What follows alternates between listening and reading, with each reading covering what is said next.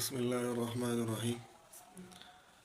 हदीस से अत्तवद्दुदु इलन्नासि निस्फुल अक़ली, چې د मुसलमान سره حسن سلوک کول، ښه اخلاق استعمالول، یا د بل مسلمان عزت احترام کول، نو دا نصف عقل له، دا نیم عقل له. واورېده؟ اوس عقل چې کوم دی څه ته وایي؟ نو عقل صرف پوهې ته نه وایي. بهرحال عقل د پوهې سره سره چې په انسان کې اخلاق صحیح شي، همدغه شانتي معاملات او دغه شانتي حکمت عملی، نو دې ته چې کوم دی نیم عقل وي. څه وایي؟ اوس بهرحال د دې حدیث څه مطلب دی؟ په دې کې دوه خبرې دي. اوله خبره دا ده چې یو انسان هغه د بل انسان عزت کوي، احترام کوي، بل انسان ته خپل زړه صفا ساتي، او بل انسان دغه چې کوم دی خپل اخلاق ښایسته کوي. او دویم نمبر هغه کس دی چې هغه همیشه د بل انسان ته د تکلیف او د ضرر او د نقصان ورکولو کوشش کوي، همیشه د بل انسان د بې عزتۍ کوشش کوي، او همیشه د بل انسان د نقصان کوشش کوي. دا دوه خبرې دي.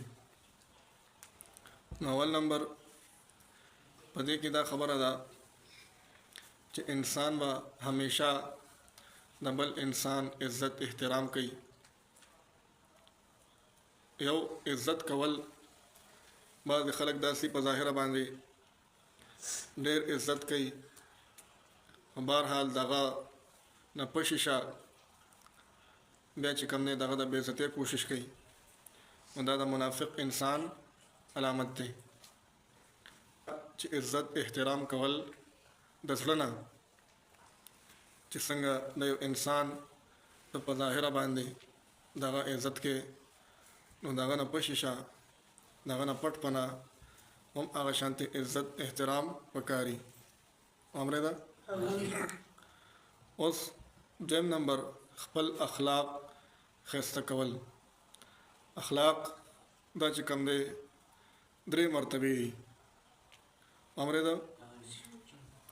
بهترین اخلاق هغه د نبی علیه الصلاۃ والسلام.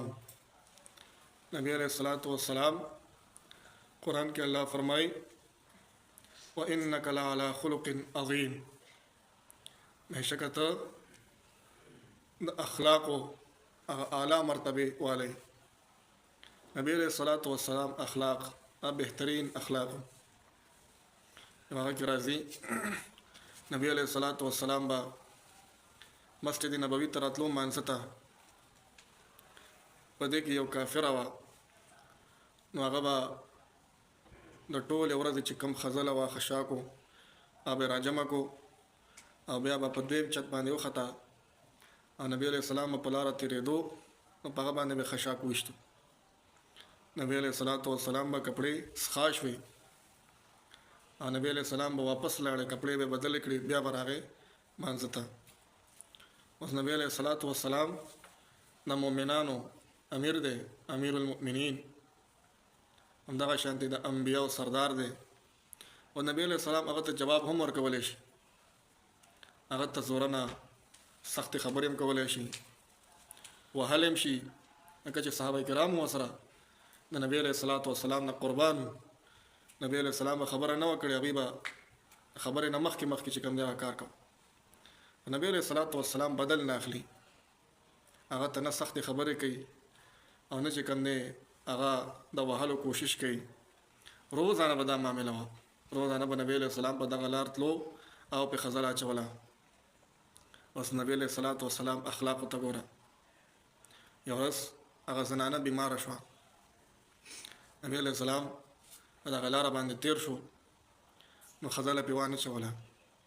نبی علیہ الصلاۃ والسلام تپوس وکړو دغه د ګاونډیانو نه چې دلته یو ښځه وه دې کور کې او په ما باندې به خزله اچوله سخاوالي به په ما اچول اوس نن یې وانه چول چې څه وجه ده هغه ورته بیماره ده نبی علیه الصلاة والسلام ابوبکر صدیق رضی الله تعالی عنہ یو بل صحابي ځان سره کو ورته وایي زه چې زه پلانکې ښځه په ما باندې به خزله اچوله اوس بیماره شوې ده راځه تپوس لی ورځم راځه تپوس لی ورځم دغه شان دی نبی علیه الصلاة والسلام سره د دوه صحابه کرامو را روان شو د هغوی کور ته ورسېدو ور یې وټکاو دننه آواز راغی هغه مور چې کوم دی اوس بیماره ده پرته ده خپل لور ته یې وویل چې ته لاړ شه وګوره چې څوک دي هغه لور چې څنګه راغله چې ور یې کولاو کړو چې دا خو هغه کس دی چې زما مور پرې خزله اچوي ویارېده هغه په منډه کور ته واپس راغله مور ته یې دا پلانکې کس دی ته چې پرې خزله اچوي یقینا چې اوس دې پرېږدي نه مور یې ویارېده چې واقعي دا خو ما ډېر بد کړي دي او کېدای شي اوس ما مړه کوي بهرحال نبی علیه الصلاة والسلام کور ته دننه راغی او دې زنانه ته وایي چې ته یارېږه ما زه ستا مرګ ته نه یم راغلی ستا تپوس له راغلی ستا مرګ پسې نه یم راغلی ستا تپوس له راغلی بهرحال زنانه چې دا خبره واورېده هغه په ژړا شوه چې ما په خپل ژوند کې داسې کس په خپلو سترګو نه دی لیدلی چې ما دا سره څونه بد وکړه او ته راځې چې کوم دی ما سره ښه کې زما تپوس کې پاکه ځای چې کوم دی مسلمانه شوه څه شوه ایمان یې راوړو